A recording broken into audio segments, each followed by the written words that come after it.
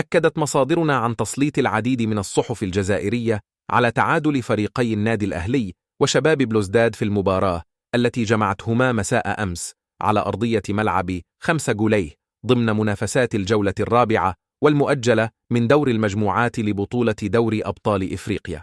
وبهذه النتيجة يتصدر فريق النادي الأهلي المجموعة الرابعة برصيد 6 نقاط وبفارق نقطة واحدة عن شباب بلوزداد المتواجد في المركز الثاني، بينما يحتل يانغ إفريكانز المركز الثالث ب5 نقاط، ويتذيل ميديام الغاني المجموعة برصيد 4 نقاط.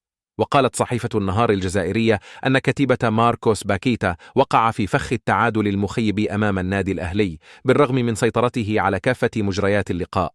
وأشارت الصحيفة إلى أن المباراة انتهت بالتعادل بسبب تسرع اللاعبين وفي مقدمتهم المهاجم وامبا. وأوضحت الصحيفة أن الفريق ما زال لديه حظوظ في التأهل إلى دور 16 من البطولة على أثر تواجده بالمركز الثاني بمجموعته برصيد 5 نقاط. وقالت صحيفة الشروق الجزائرية أن كولر وجه تركيزه صوب على صعوبة المباراة رغم خروجه بنتيجة إيجابية، وأكد أن الأهلي يفتقد الجاهزية في المباريات.